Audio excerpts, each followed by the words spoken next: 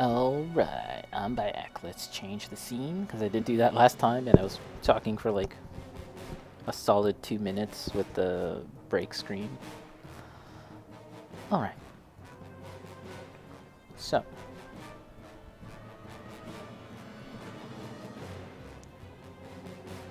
We still need to fix up some parts on these models. Let's see. Even here, it's just a smudge of...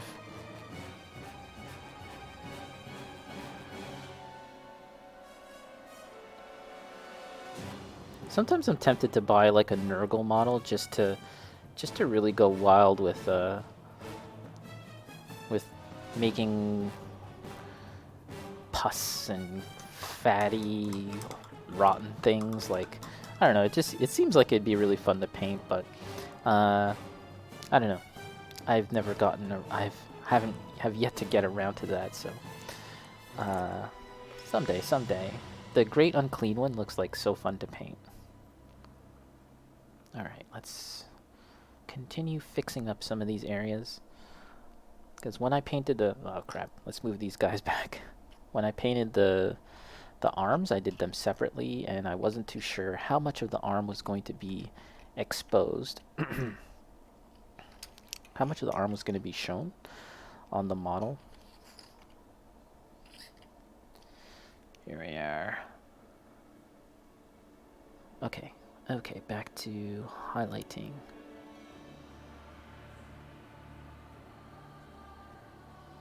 So Tony, how are you doing? What are you, if you're still here, what are you painting these days? Okay, fixing up these areas.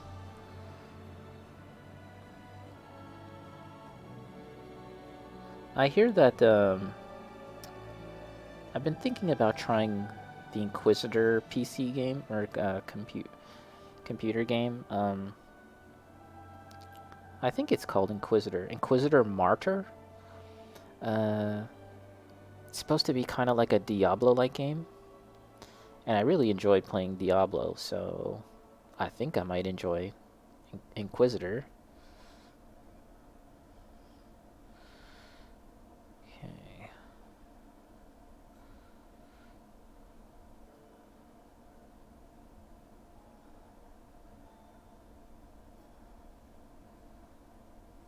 There's like a handful of decent Games Workshop games, but a lot of them are kind of blah.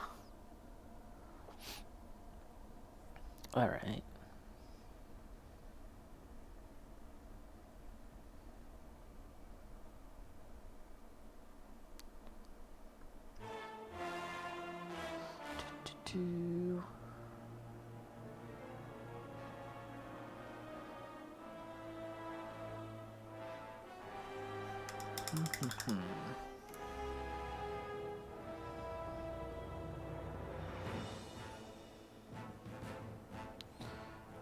Let's see.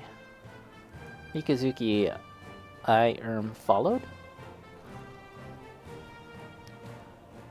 Let's see.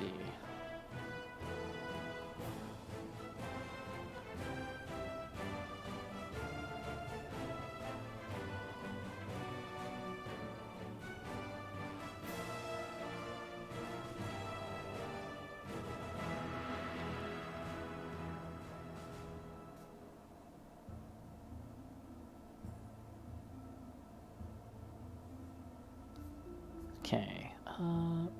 Alright. This guy, let's put him away.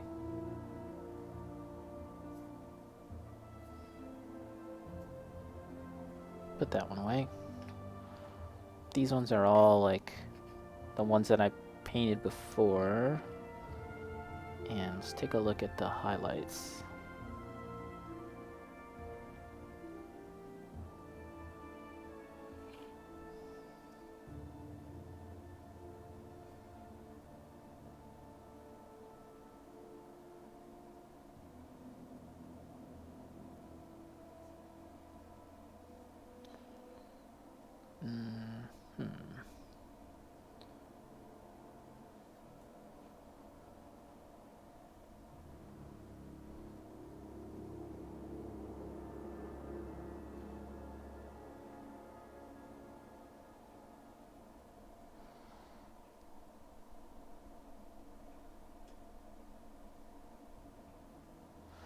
I'll show you guys something funny.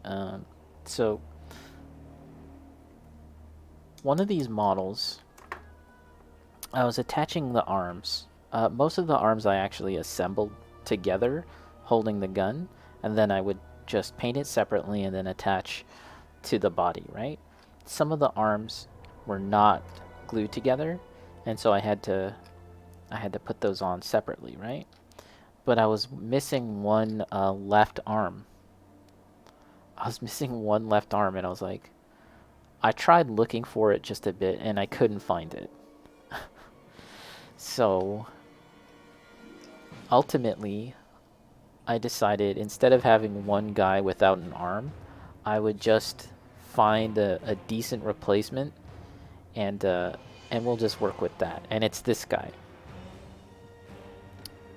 So that's the normal arm, and here is the replacement arm, and it's actually an arm from the jet bike, the older Eldar jet bikes, and it's like a jacket's arm, so it kind of doesn't match this, and the hand was actually originally oriented this way because it's supposed to be grasping onto like a motorbike pedal handles, right?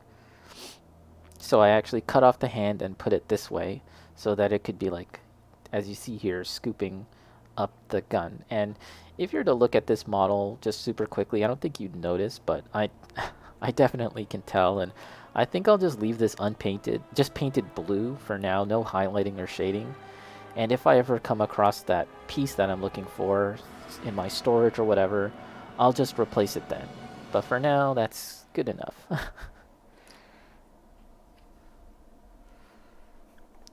So yeah, we're just looking to add highlights to these guys.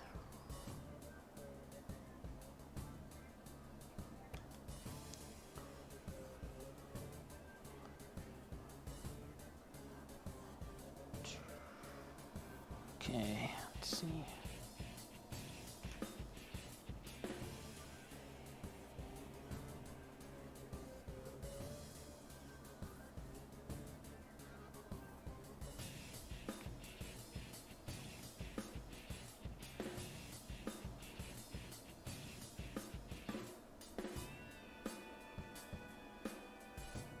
So yeah, I am looking forward to seeing more from the old world when they come out with that game.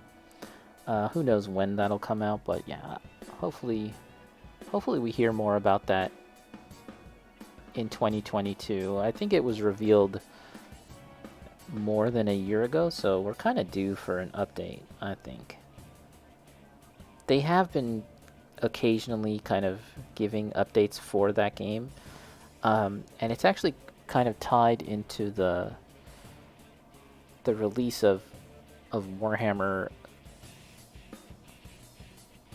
Total War Warhammer 3, because I think they're called Creative Assembly. That's the name of the developers that are making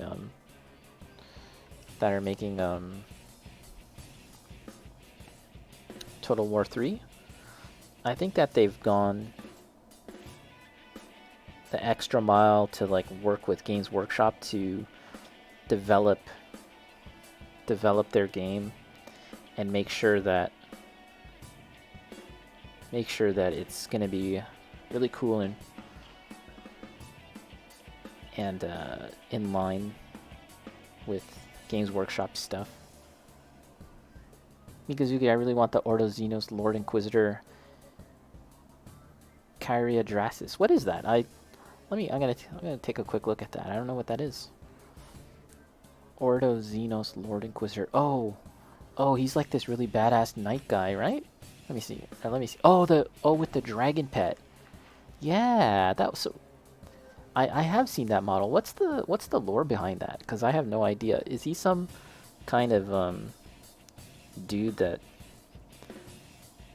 uses yeah, I guess judging from what you were saying just now and what I recall, he uses alien stuff. That's very interesting. What's the lore behind him?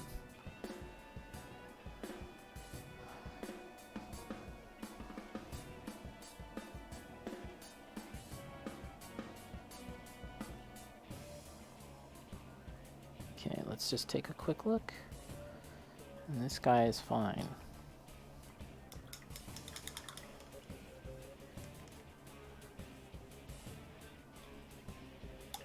Mikazuki, you have no clue, but the model's just great. Yeah. Yeah, it's really interesting that he uses a shuriken launcher.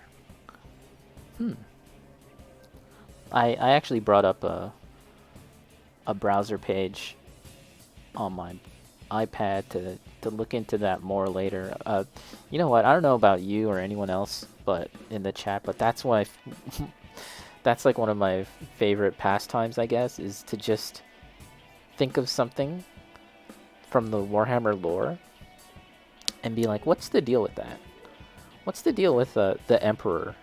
And then you just look it up on Google and like just do a search. And then suddenly it's 10 hours later. And you're going off on all sorts of tangents about like the Horus Heresy, the Prime Evils, the Primarchs, all sorts of stuff, like reading up on the lore. It's pretty fun. It just never ends. There's just so much lore to the Warhammer universe. It's pretty wild, actually. And it just keeps on developing over time. I'm not saying it's the best lore or that it's, you know, it's super amazingly well written, but it's interesting at least, and it just keeps on going. Yeah, there's so much to read about. Or bringing up a YouTube channel. There's a couple of decent YouTube channels out there that like go over the lore of 40k, and I'll just put that on while I'm painting, and just listen to that stuff. It's so cool. It's just a nice way to like add to the immersion of painting your models. You can like paint models and immerse yourself into the lore of the 40k world, the grim darkness of the 41st millennium.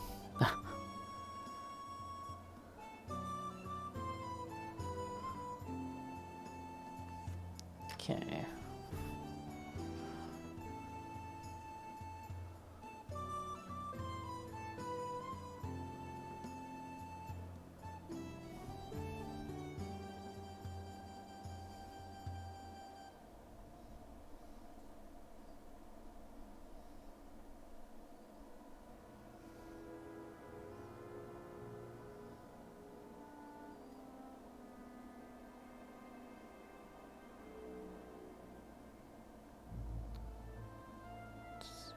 Yeah, just taking a look at the arms, because they definitely feel a little more unfinished compared to like the rest of the model, but maybe that's just me.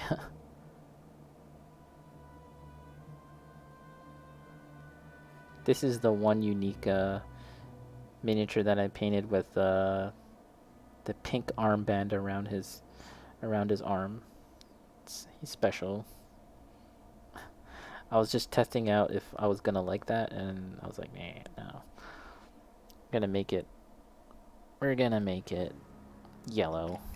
So that's why the rest of the guys are yellow.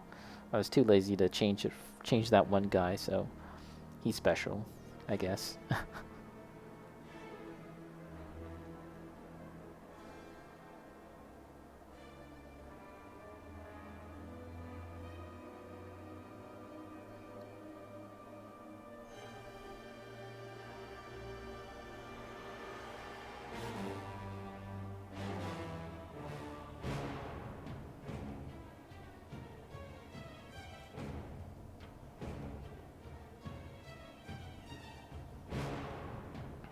Okay. Oh wow. Kind of noticed that this one arm is like really coming off the model. Like it's not even very close to the body here. I know that. So I actually totally forgot that Bacon had painted these very same models as well. He much faster than than me. Like this is like 20 years later. I'm finally finished these guys, but he finished his squad of Eldar Guardians, you know, long time ago.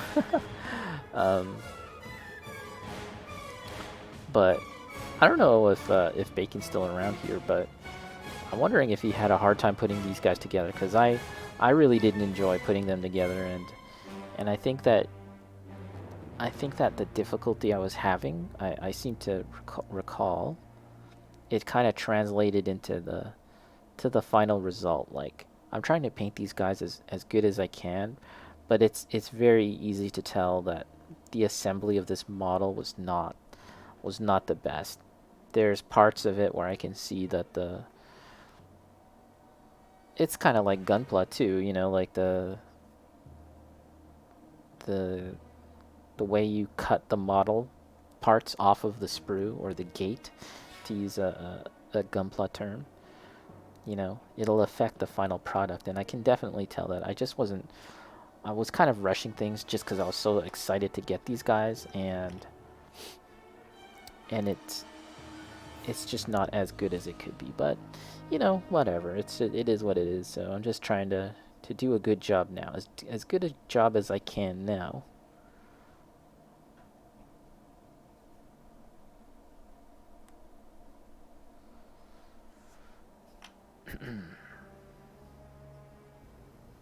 Mikazuki is a shuriken launcher with a purity seal on it. Interesting.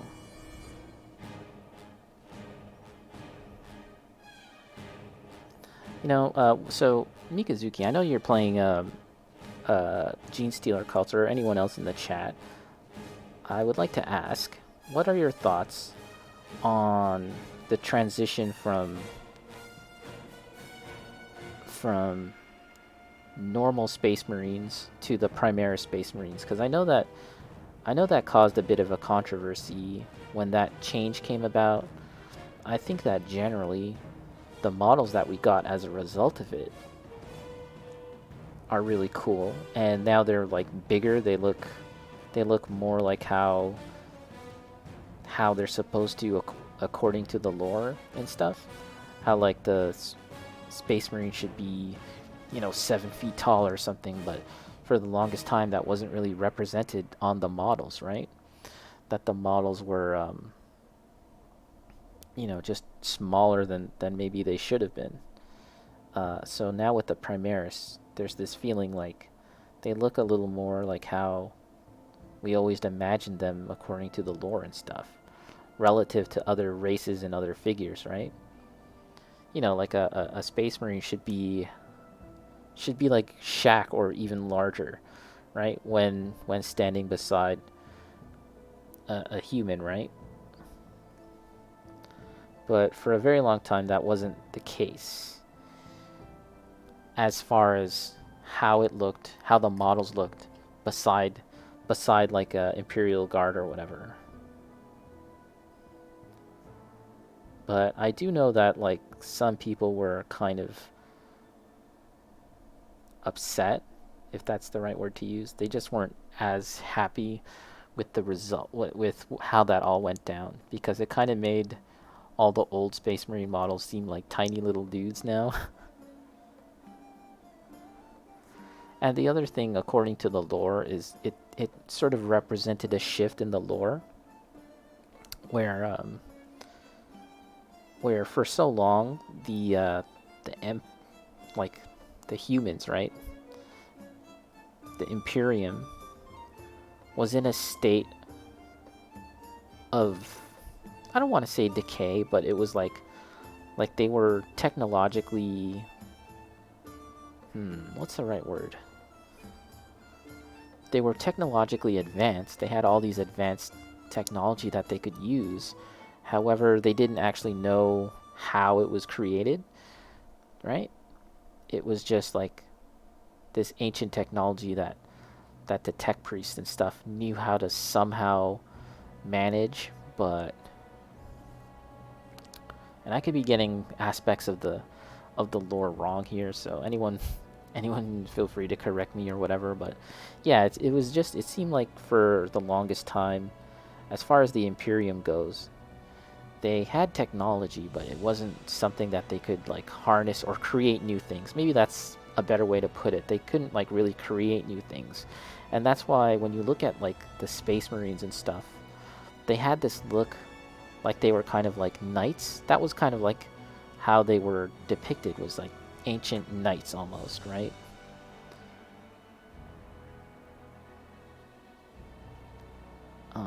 But when the Primaris Space Marines came about, that sort of represented a shift in tone for the setting where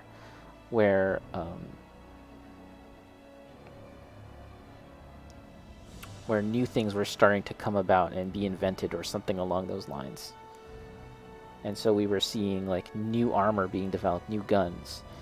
But for the longest time, it was to be understood that such things were impossible in the world, in the setting of 40k, at least as far as humans go, because they just didn't know how to do such things. They only knew how to manage and upkeep technology, but not necessarily create new things like new weapons, new guns, new armor, like new patterns. But that all changed with the Primaris Space Marine, and that's why, you know, you're seeing like with great frequency new models, new kinds of armor, new kinds of Space Marine types, or Astartes. And yeah, it along with that, I think we kind of lost that feeling of the Space Marines being these like holy knights, and now they're more like just like troopers, like sci-fi tactical trooper dudes. You know, they don't have that element, at least not as much anymore. Some models, at least, kind of lost that aspect to them. That's the feeling I get, at least.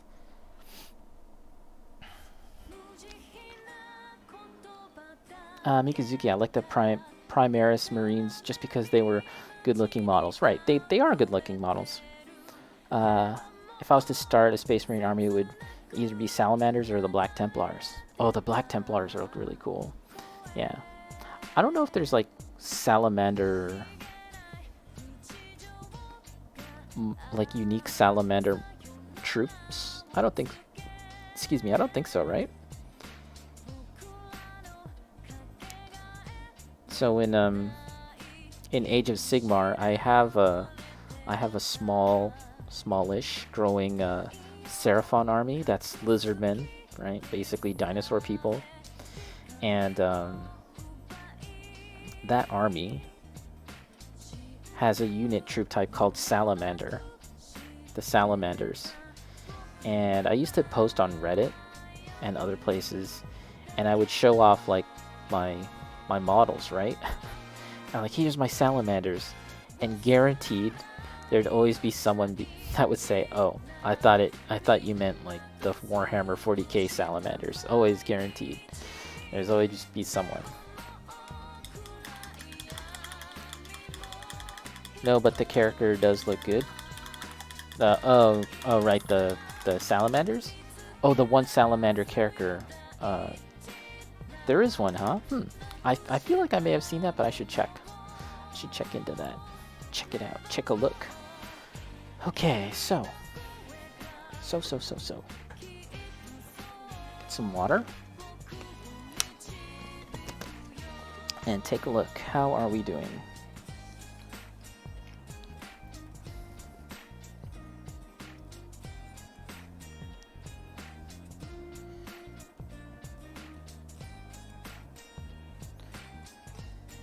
So I think that the tubing is just going to end up being blue. I was debating whether I should do the tubing black or dark green as I had previously, but I think we'll just leave it blue. That looks okay to me. I'd like to clean up the the faceplate.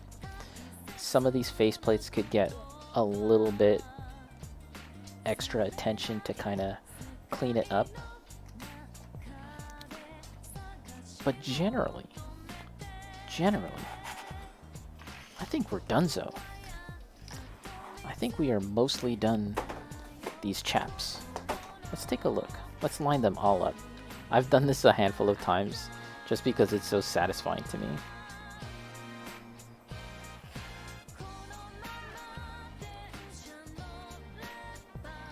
This is good music to have a victory lap line up your dudes moment.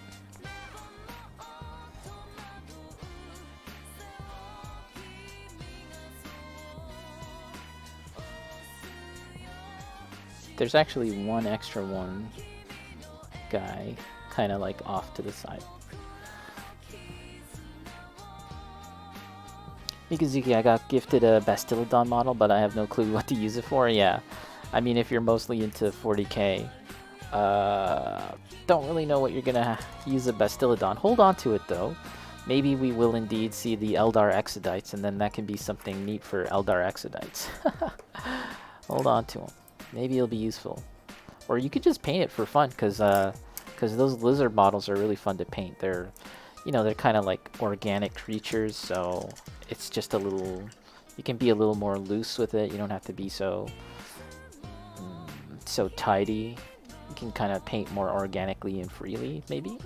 You could look into dinosaur illustrations, like those scientific dinosaur illustrations, and see what they've done for similar looking dinosaurs, and base your color scheme off of that. Could be just something fun to try. And since you're not going to use it for anything in 40k or whatever, it could be just, you know, just an experiment to try out techniques and stuff. That could be fun.